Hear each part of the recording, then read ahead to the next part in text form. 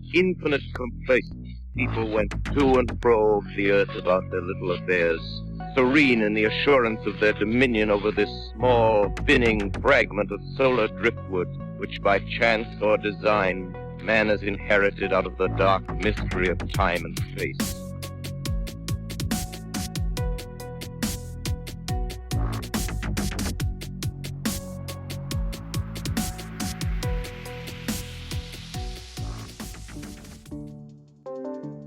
My friend Joshua P. Warren is a big fan of the show, and he has some fantastic free gifts for you today. He hosts the Strange Things podcast here in Las Vegas.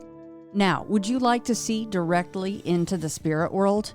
Because today, if you visit his website, joshuapwarren.com, you can instantly receive instructions on how to quickly make Joshua's aura glasses with household materials, plus a free online good luck charm, plus his 5-minute money miracle secret, plus a free ebook, and more.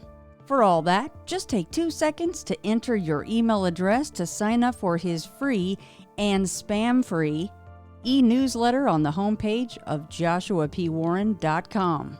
And while you're there, do yourself a favor and check out his online curiosity shop. It's filled with amazing metaphysical items that you will not find anywhere else in the world. Most are items exclusively made in Joshua's workshop.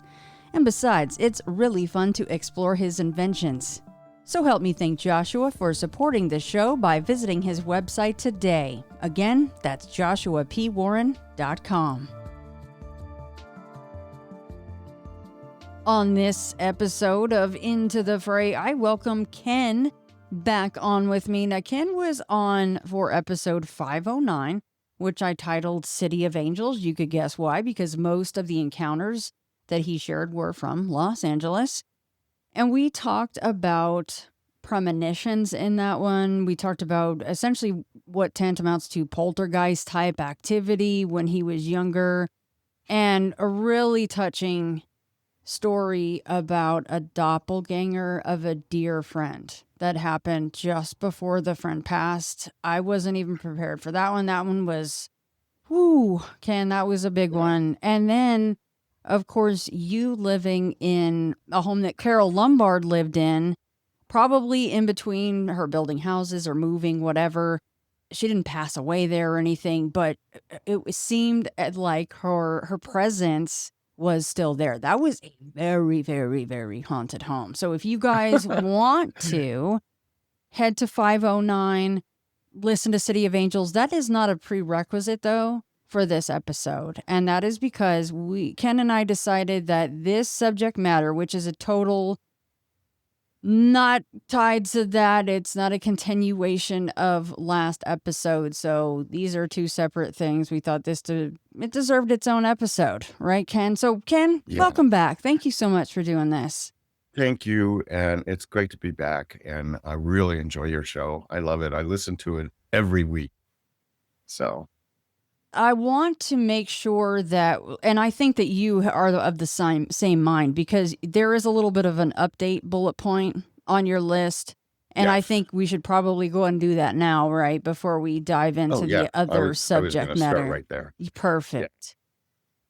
So I have a quick update from your last episode. There was a poltergeist experience in my apartment last Wednesday night. Coincidentally, while I'm watching Wednesday, episode 3, I had a friend over. He was binge watching the first 4 episodes with me. And we were sitting there laughing, having a good time. And suddenly, I swear, this huge fart sounded in the room. I mean, enormous. I was like, was that you?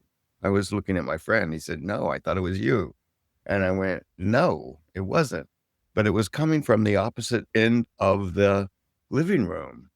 And we both went, what could that be? I had nothing inflated, so it couldn't be like a balloon letting the air out. And I looked, the only kind of decoration I had out there was lavender tissue paper, but no balloons, no whoopee cushions. I don't even own a balloon or a whoopee cushion.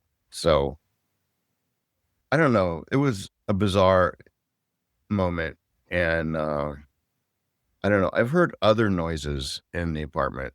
Specifically, I've heard owls, loud owls, like they're in the apartment. And I go and look, and of course there's no birds in here. And it's happened just a couple of times, but I thought that would be an amusing update from my poltergeist descriptions in the last episode. Yeah, and that apartment that you're speaking of that you're in right now, we did touch on that on the last episode because those are not the only things that have happened there. Oh yeah, like the movie frame pictures, Yes. posters flying off the wall and into the middle of the living room. Now the That owl was- sounds, Ken, are they the classic like hoo hoo like that? Yes. Oh yeah, but it's really loud. It's not a quiet noise. It's deafening how loud it is. How many times have you heard an owl? Twice. It's such an unbelievably weird experience that I very rarely mention it to anybody, and everybody goes, well, you had an owl out on your patio. I'm like, no, it was not on my patio. It was in my house.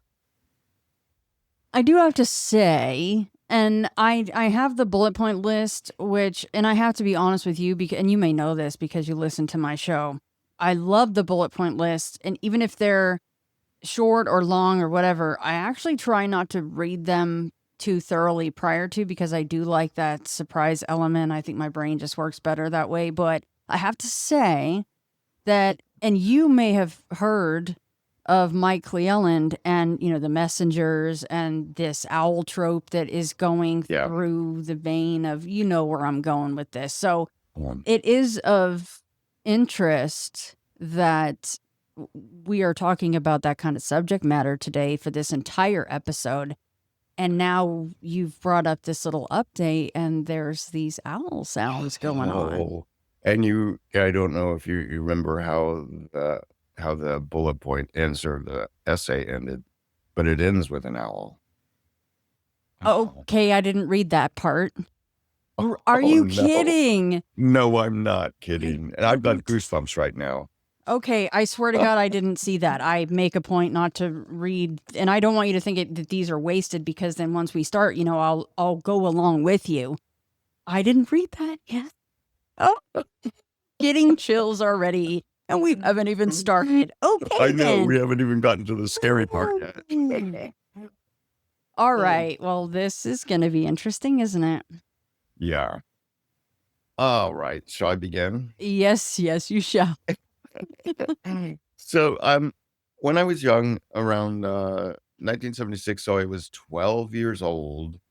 We lived in Lincoln City, Oregon, which is just on the bottom of the not Cascade, the Pacific mountain range, and right on the beach. I mean, we had a house that was about 500 feet from the beach, Siletz Bay, and it was wonderful. I had a telescope, a small one, but I used to use it a lot when we lived in California, and when we moved to Oregon, there's not very many clear nights where it's not raining. There's a good reason why Oregon is so green, or at least that part of Oregon is green. The other half is all desert, but beautiful, beautiful green. So I woke up one spring morning and about 30 minutes before sunrise, I guess, and I decided I needed to use the restroom. And when I went to the bathroom, I thought, maybe I'll just check and see if I can see Venus today, because I was going through and trying to locate every planet I could find. And I read books about astronomy and where to look for them and what time of year. And so that was cool. I thought, okay, the one I didn't get to see yet was Venus.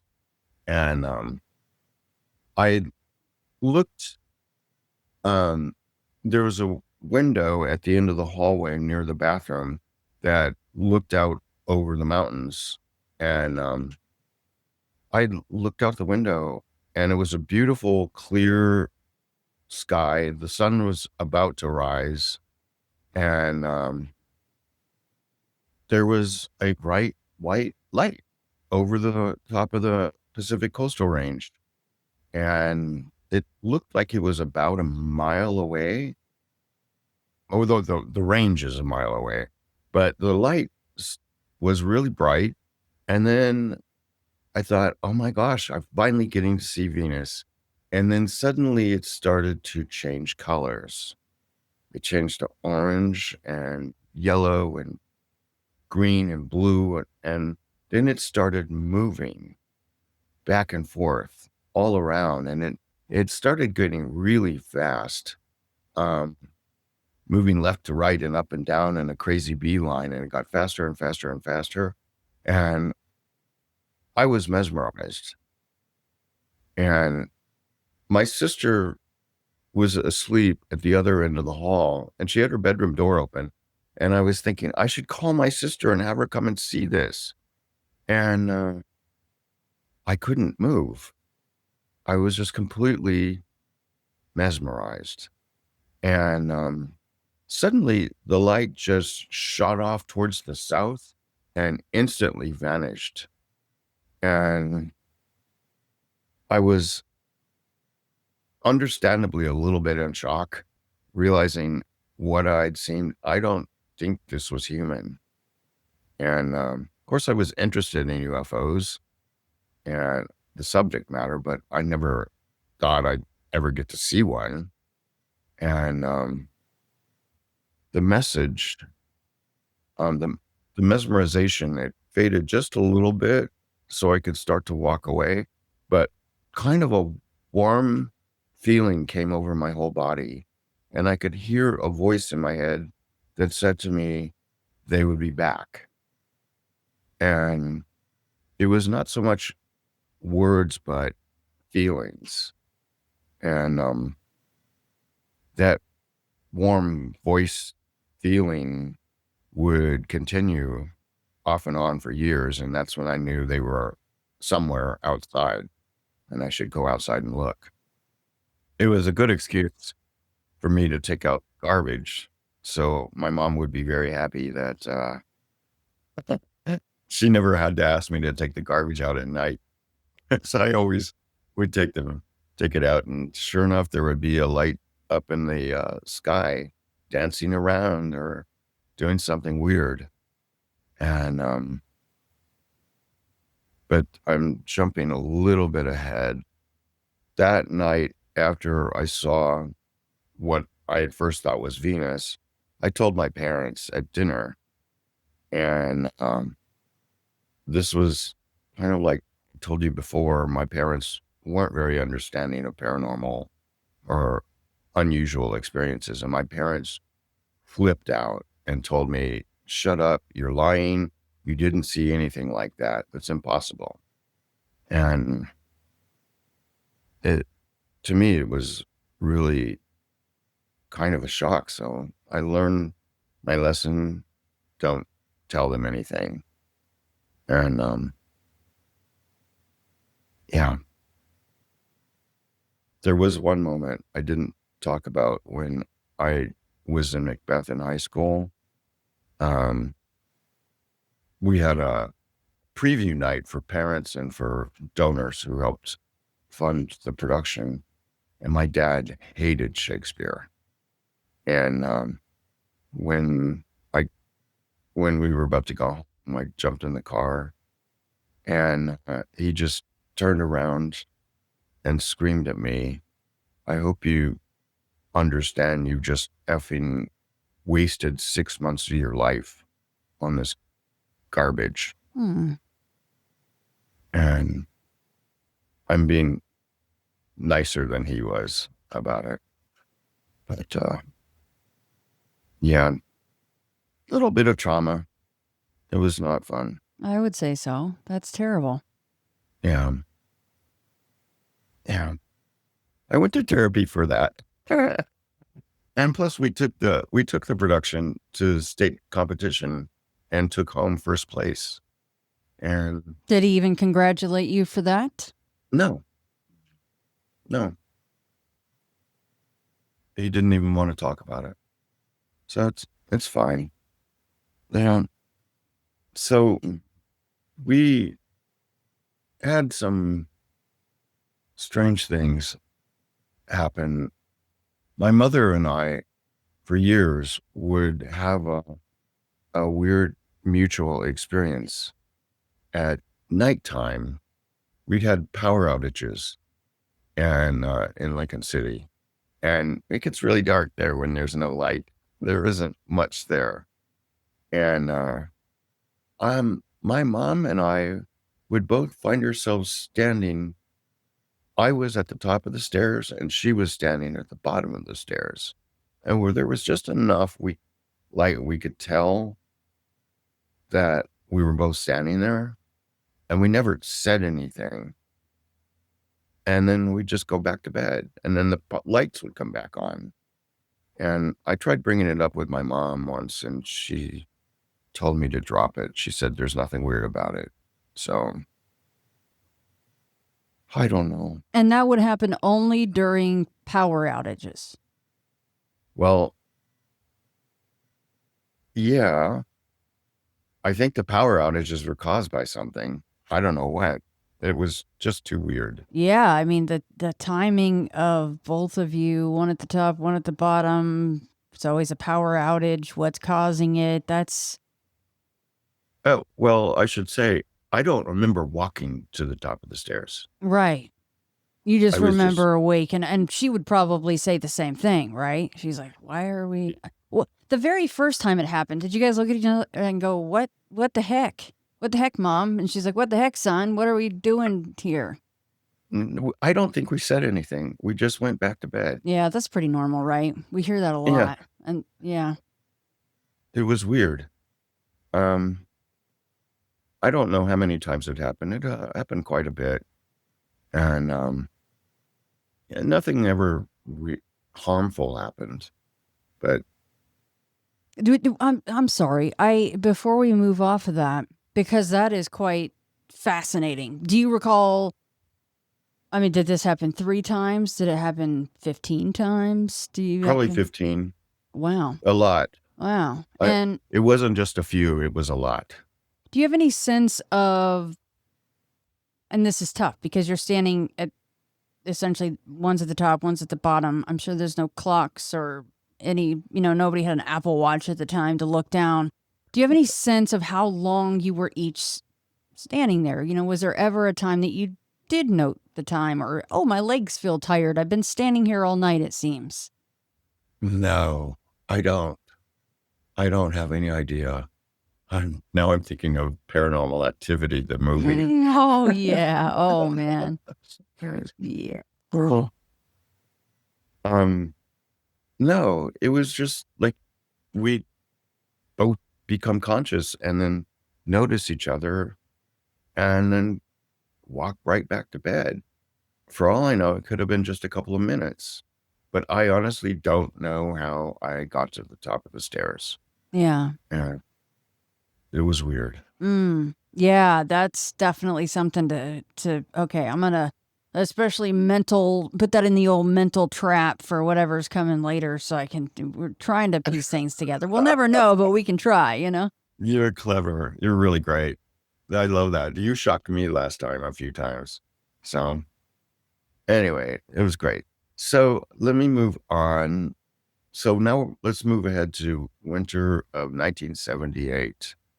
And I was in junior high, and something pretty amazing happened that everyone talked about the next day at school.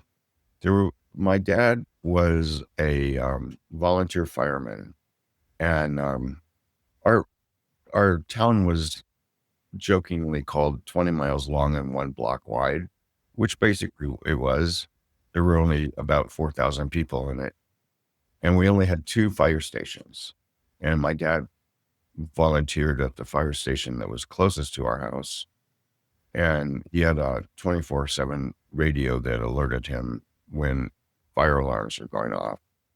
And it was pretty darn loud, but it was exciting. Sometimes there'd be a big fire.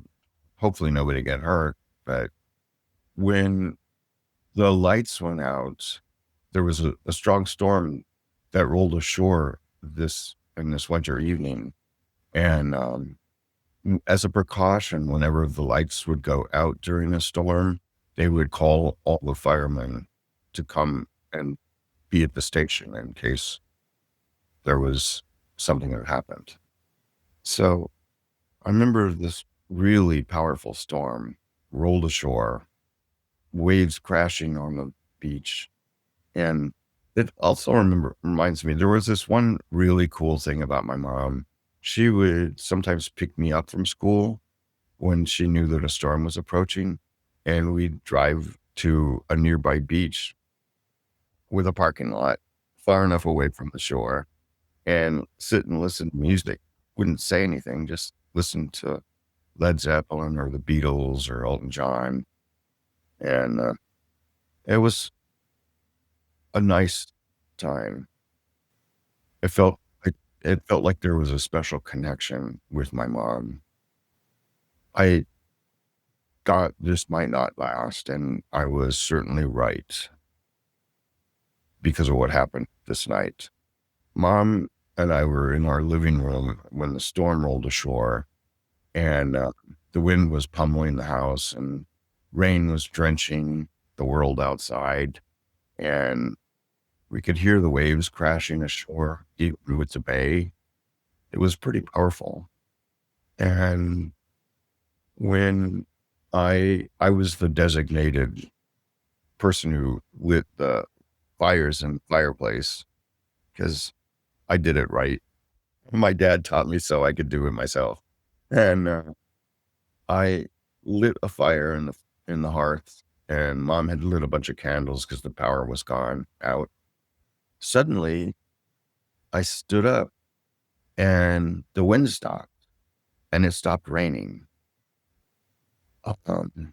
It was a little spooky. Suddenly, like that, I went to the kitchen and looked out. We had these two huge windows that, even with the power out, there was a moon, and you could see the outline of the Pacific Mountain Range. Suddenly, there were no clouds in the sky. The sky was sparklingly bright with stars, and it was just beautiful and quiet. And then I moved further into the kitchen towards the bigger window so I could get a view, because we could see the landscape outside, and it was really beautiful. And then suddenly that familiar glow came back that warned me or told me we're here. From behind the Pacific Coastal Range, a giant white disc rose up. It was at least the size of the moon, but it rose up from behind the mountains. So must have been gigantic. I have no idea how big it was. I would guess at least a mile in diameter. It was extremely bright, and it just hovered for a moment and then shot out west towards the ocean.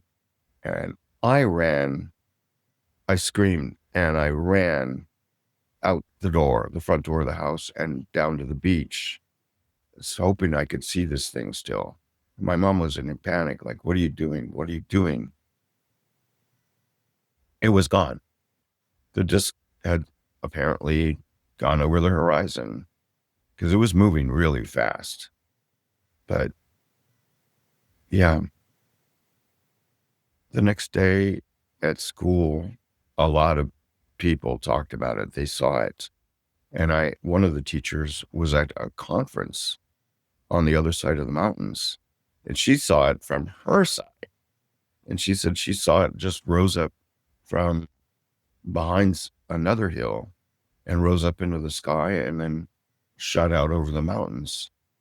And that was really exciting and really thrilling, but I could never talk to my parents about it. For the next years, all through the beginning of college, I would still get the warm sound in my head or the feeling that I should go outside. That was about to end unexpectedly. I haven't seen them since. And I'm talking specifically Friday, April 22nd, 1994. And that was an easy date to remember because John Mack's classic book, Abduction, Human Encounters with Aliens, had been published on Wednesday the 20th. And I went to go pick it up from a bookstore on that Friday. So it was 2 days later. By this time, I had relocated to Southern California, and I rented a room, and I talked about it. Helen, I think I mentioned her in the last show. She was this really kind woman. She had a really charming house and rented a small room to me, and it had my own bathroom and everything. And it was on a very quiet street. It was actually across the street from an elementary school. There weren't any there. It was just for meeting spaces for teachers and training for teachers. So we didn't have any kids across the street, which is kind of sad. I like kids playing. But I remember when I moved to California, I stopped over in Sacramento to visit my family, and my dad's sister, Aunt Jean, she pulled me aside and said something that really surprised me. This is the best thing you've ever done, moving away from your parents. It's a good move. So she hugged me, good luck, and I went on back, continued on the next day to Los Angeles. Aunt Jean was very sweet to me, and she died a few years later from Alzheimer's. And anyway, so I rented a small room from a woman. She was in her 70s. She was blind, but you never know it. She was always vital and joyous and generous, and I became basically a part of her family.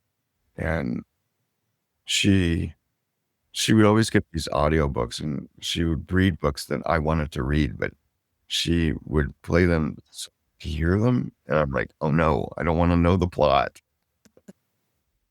So the first Monday I had moved in, I discovered the house had a couple of ghosts. I went into the kitchen to make breakfast at, I think it was like 6 a.m, and the wooden floors, you could clearly hear when people were walking across the floor. And I turned around and I thought, oh, good morning, Ellen. And there was no one there. I was told later that was probably her husband checking me out just to make sure I'm cool. And there was another ghost in the house that I never expected, but people told me about it. In one of the bedrooms, if you slipped in there, it would sound, when you turn the lights off, it would sound like there was a big bookcase crashing down. And there was only a short bookcase with not that many books on it. They were all paperbacks anyway. But anyway, so it seems like I always find places that are haunted. So, any questions? I'm just kind of taking notes, but you're moving through everything so beautifully and naturally. I don't want to mess up your flow. I got things written down we can go back to, though. Absolutely. All right. So the story continues. 4:31 a.m. on January 17th, 1994. the Northridge earthquake, 6.7 magnitude, depth of 11.31 miles, and a ground acceleration rate of just over 1.7. I remember I was thrown out of bed, and thank God I was, because where my head was, a couple of really heavy books took a chunk where my head had been, and out of the wall. Really incredible. I don't.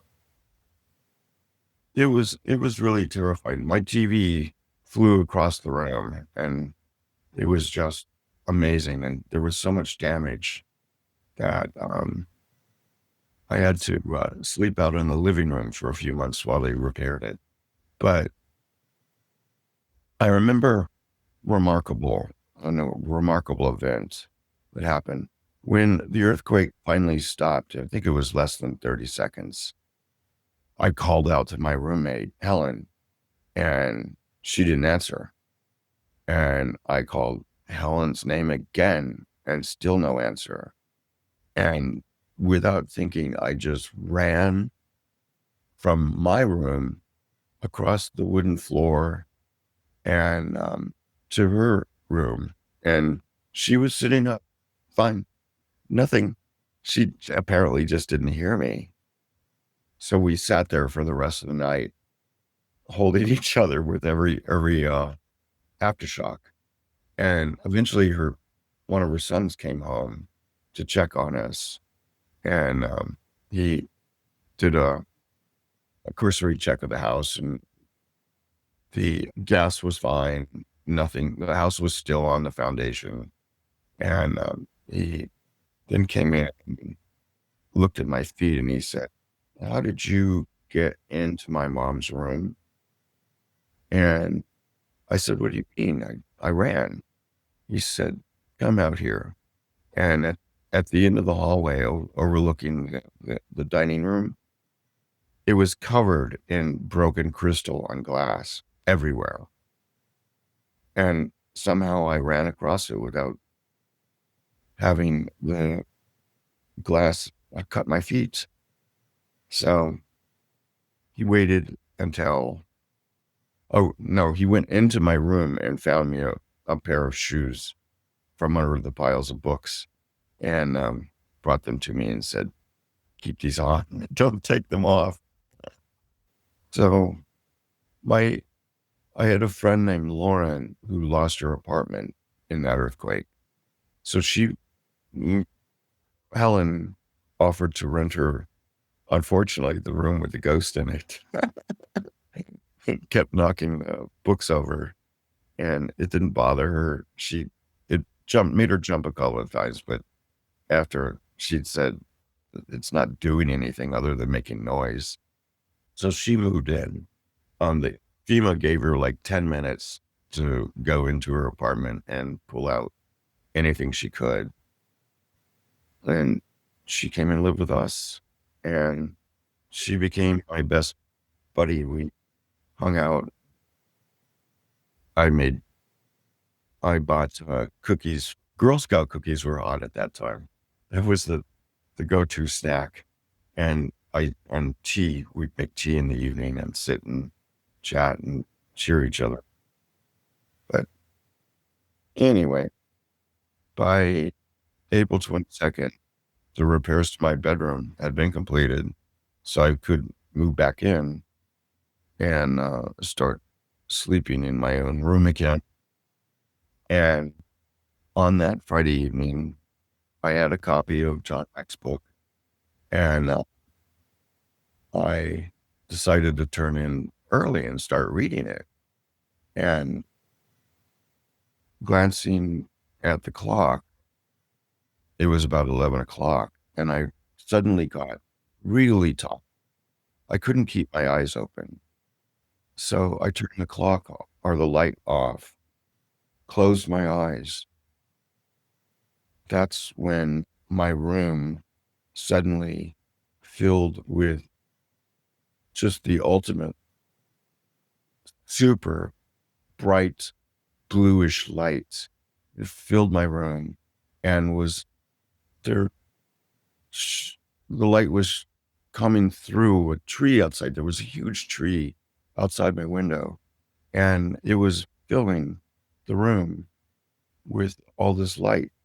And suddenly, I started floating towards the window.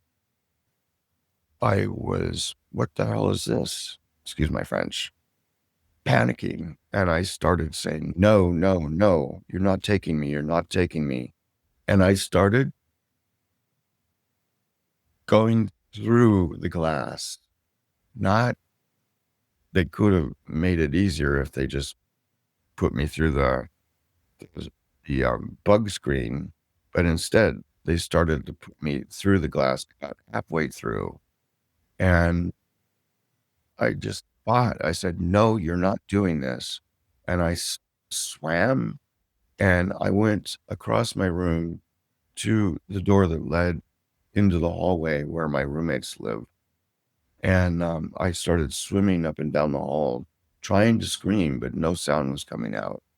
And then suddenly I was reeled back in, snapped back into bed, and then the light went out. Gone. And I bolted up right in bed and turned my light on. And I looked at the clock. It was 11:20 p.m.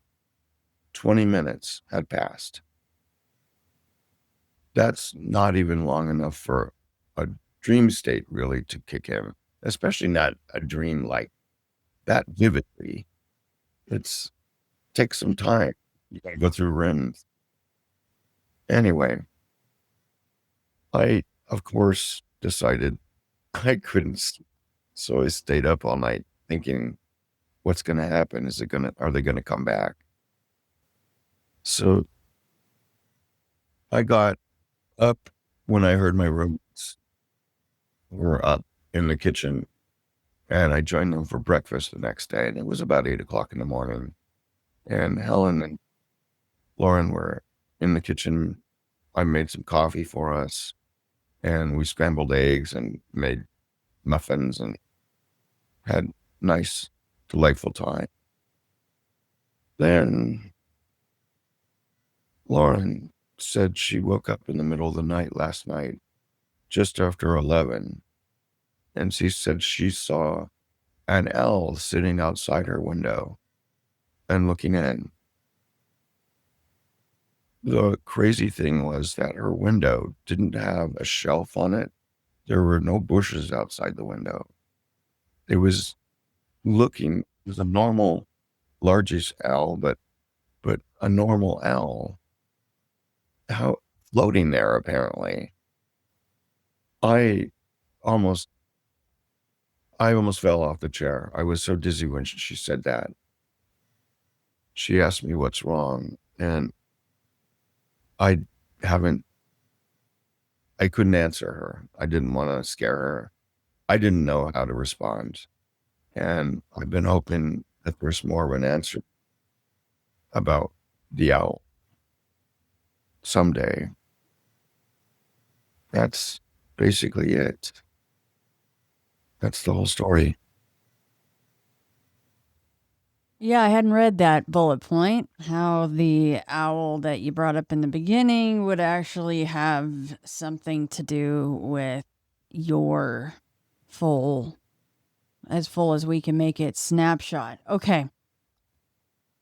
So you talk about that warm feeling, right? And this Yeah. mostly positive feeling and this voice that you would hear and everything, or feel. You would mostly feel, rather. Yeah. When you would feel this, was that essentially how you're wording it? Is I'm taking it as it's them, quote unquote them, whatever them or they are, Yeah. telling you beckoning you to go outside so that you can then see this light. Yeah. That's basically what it was. But I've read that I've been looking, and I mean, I keep noticing the subject because it's common that a lot of people who have experiences with UFOs do have that same feeling, that warm feeling. And apparently it's some way they have of injecting you with adrenaline or something to manipulate your feelings so you feel good.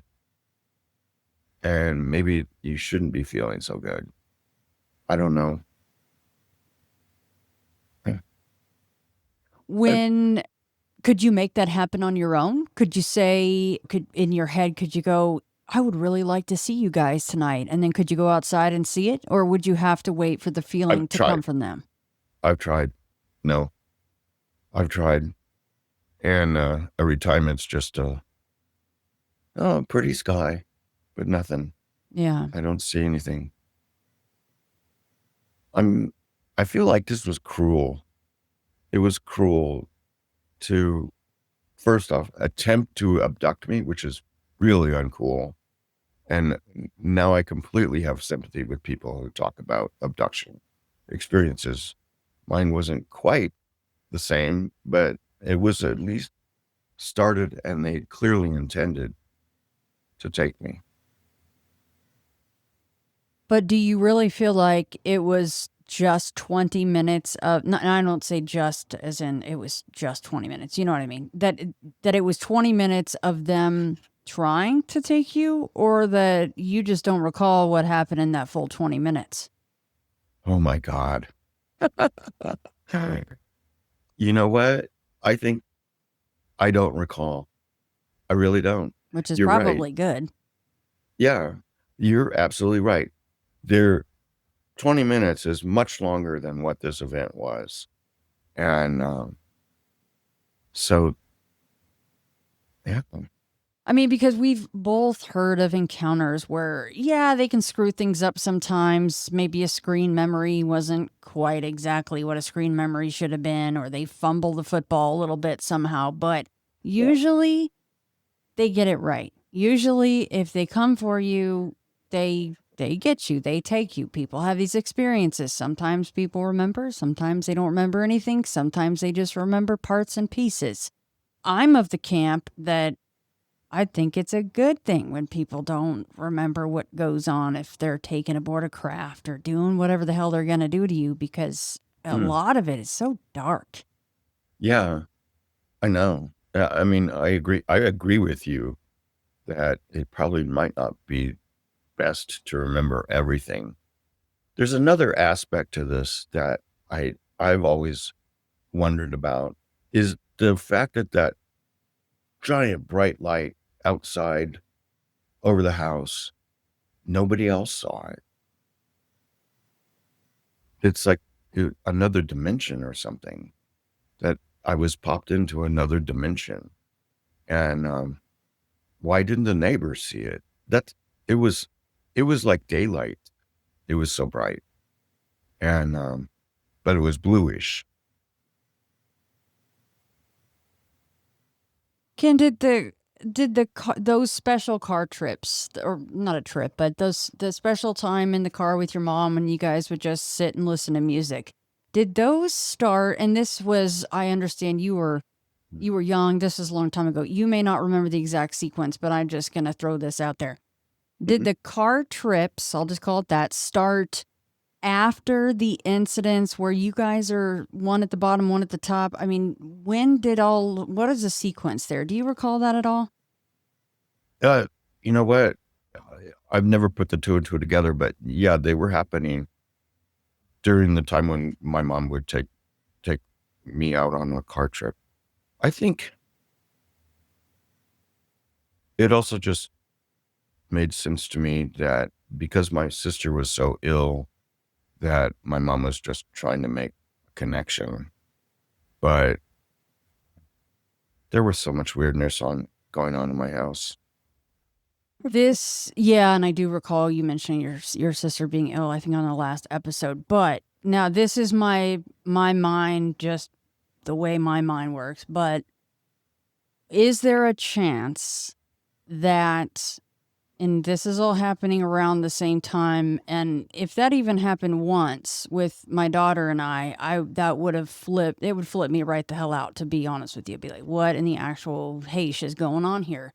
For this to happen that many times, I am wondering if that was your mother's way, because you said she'd actually pull you out of school if she knew that power outages may even happen. If there was a storm coming in, there was a chance you guys would lose power because that was the correlation there, right? Yeah. So then in a primal human brain, you'd go, power outage is bad because we have these weird things going on. We're standing at the top and bottom of the stairs. Was that her way? Sorry, I'm so long-winded in my fleshing this out, but was that her way of trying to prevent that from happening? I don't think so. Well, I have to think about it. It's something I've never thought of before. I don't know. I don't think she was that thoughtful. That was not a nice word. I shouldn't have said that. No, it's okay. I know that from, what little you've shared with everybody, it's enough to paint a picture of home life and family life, which it is part of the story, right? It's important. Yeah. I wonder if, not that she would talk to you, just like your dad wouldn't talk to you, but I wonder if she remembered more about there was time missing, or she had memories of being floated through windows or walls, or owls outside windows sitting on non-existent limbs and ledges. If she said, well, this is all happening to me with Ken, essentially, heck, maybe she even had memories of being taken with you that you don't even recall. And she was like, you know what? Screw this. Power's going out. Bad things happen when the power goes out. Ken and I, we're going to sit in the car. They can't find us here. Of course, we know that they can from other people, right? But I don't know. That's where my brain is just trying to fit these pieces together. And I'm likely way off, but I'm just spitballing. It's a good spitball. I like it. She did have one paranormal experience that she finally admitted to. There was a movie starring Ellen Burstyn. I think she got an Oscar nomination for it, called Resurrection. And she helps people remember out-of-body experiences, or helps people who've had out-of-body experiences. And her character, Ellen Burstyn's character, had an out-of-body experience. And my mom, during the scene where they recreated that out-of-body experience, my mom started crying. And we stopped the movie and said, what's going on? And she admitted that when she had a gallbladder operation, she actually floated up off the operating room and off the operating table and floated around the room and could see what the doctors and nurses were doing. And and she went back in, and she went through a tunnel of light as well. And they, now I'm remembering, I haven't talked about this for years, but she went through the light tunnel and she met somebody, and they told her it's not her time to come, so she has to go back. And she did. So. Well, how old was she when she had that experience? Well, maybe not how old, but was that when she was younger, before marriage and kids and everything? Or? No. It was it was about when I was 10 or so. So yeah, she was 30 or 35, something like that. And again, this is just... My mom was so secretive about her age. Was she? Yes. She's like, oh, if you're like, aren't you like in your mid-40s? How dare you? I'm in my mid-30s. Like we all want to do, you know? Yeah. I mean, when she was younger, she actually used to look a lot like Elizabeth Taylor. Wow. Yeah, she was very beautiful. Wow. So. Yeah, age is a cruel thing. Nobody can stop that train coming, you know? Yeah. But folks that have near-death experiences, out-of-body experiences, things like that. Sometimes that seems to unlock something or turn them into some kind of a receiver in some cases. That's what in some cases. I'm just saying in some cases. It's not a hard and fast rule, but I mean, then the timing kind of tracks in a way.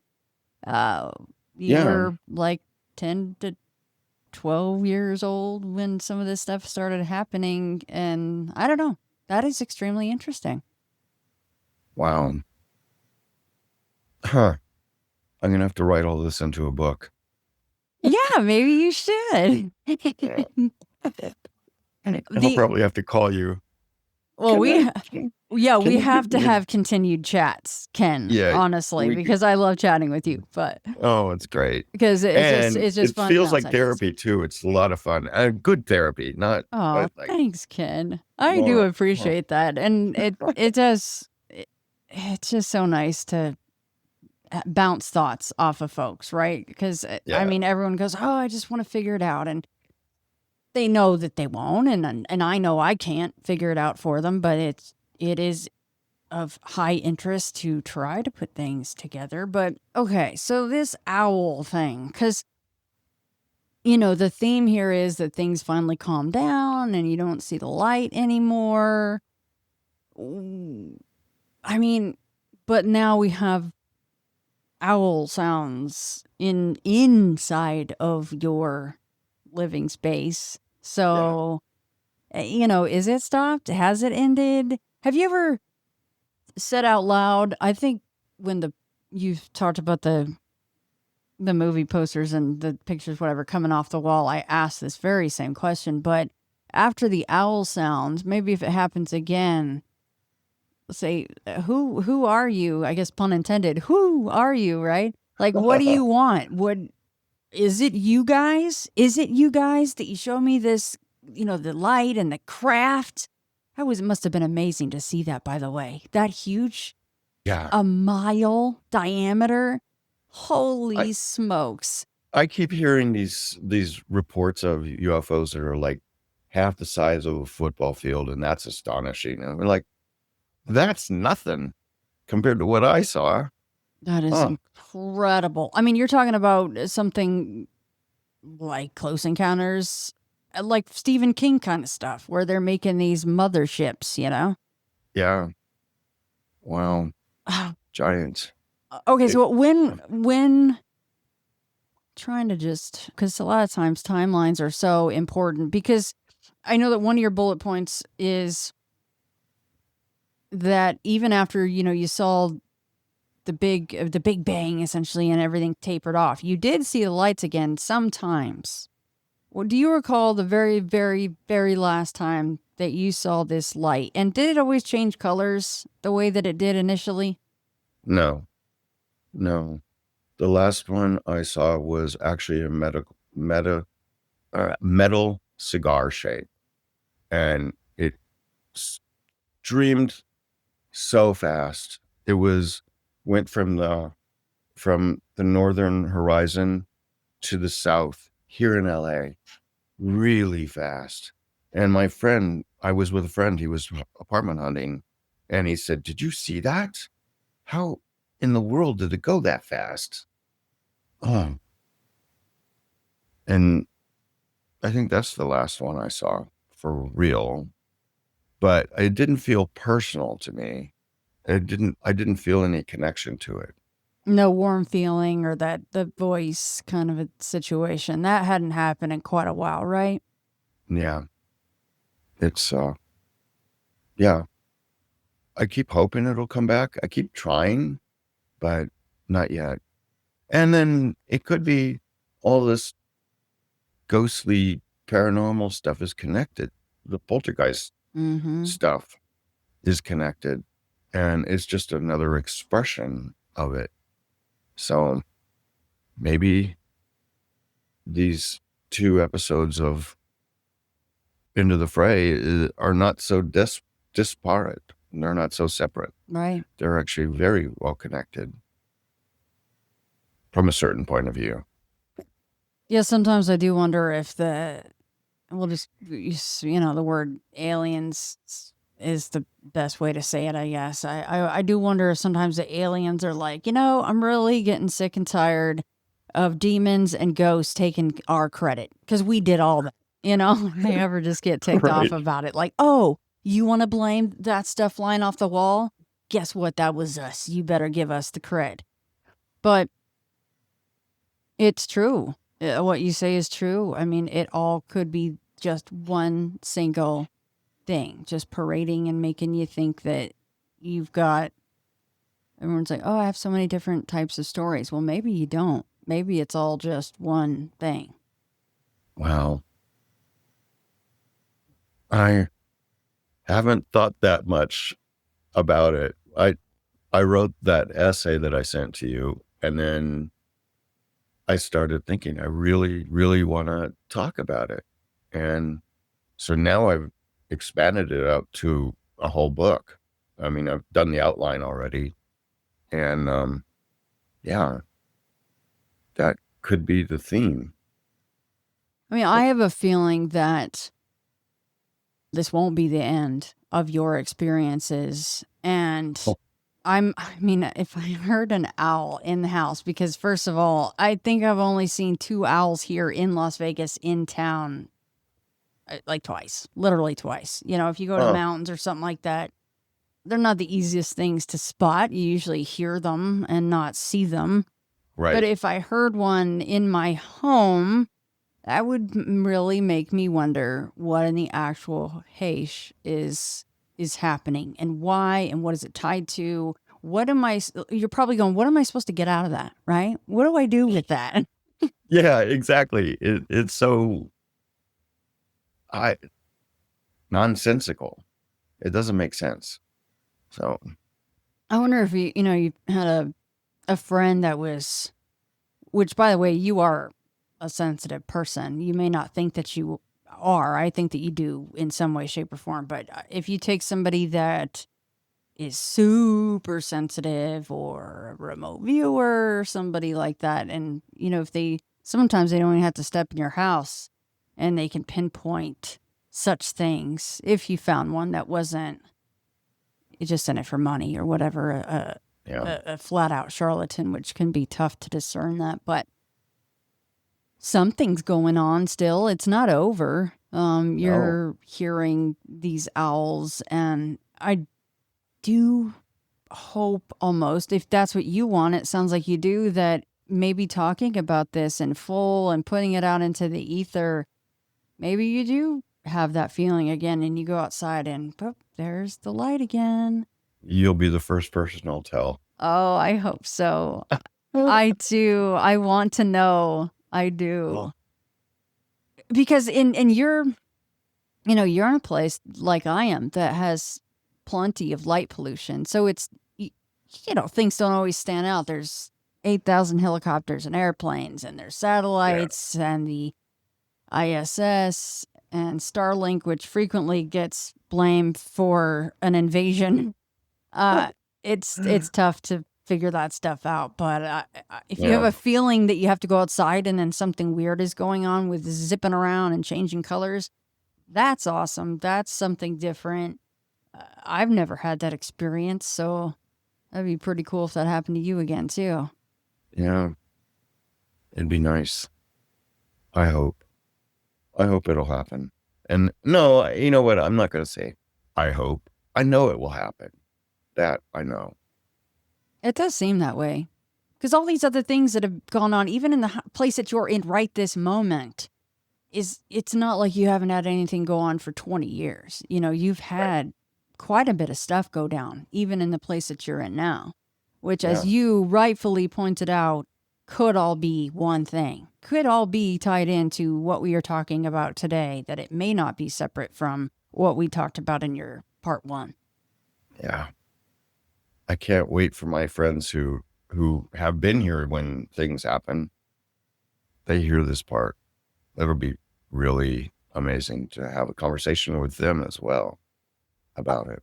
Are you, and even if this is just for your own personal log of what's gone on, because it's so easy to forget everything, we all do, even if it doesn't go in this book that you might be writing, are they writing stuff down for you that has things that have happened while they're with you? I don't know. No, they're not. I should probably start asking. It would be nice if they could, if they had a Yeah. couple of minutes. It helps to put timelines together and things. And that's another reason, I've said this so many times, but why a bullet point list is helpful for you and for me. It's a roadmap, and it helps to jog memories. And it's so helpful for timeline, even just for timeline purposes. And you're like, Yeah. if this wasn't written down, I wouldn't have, put that together, because things just get, the everydays run together. So that would Yeah. be pretty cool.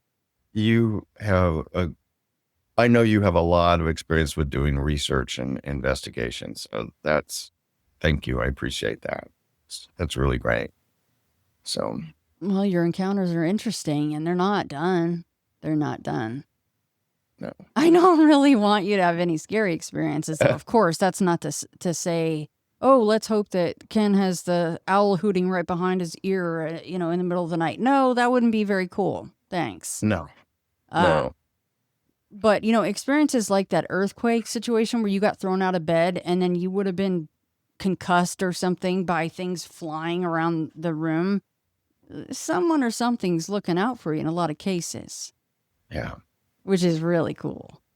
Well, and then running across the floor barefoot. Yeah. Oh. Very cool. But I know it's not the last time we'll chat, even if it's not for the show, if we're just emailing or something. I want to keep in touch with you. And the very next time you hear or see anything strange, you got to let me know. I can't wait promise to hear you'll about be it. the first. That'll be great. And I appreciate your time taken for both of these episodes, Ken. I really do appreciate it so much. I really enjoyed it, and I love your show, and I thought you do such great work, and you were the first person I wanted to contact to talk about this subject. You were the only person I wanted to talk to. Well, I am So, hugely humbled by that. Thank you so much.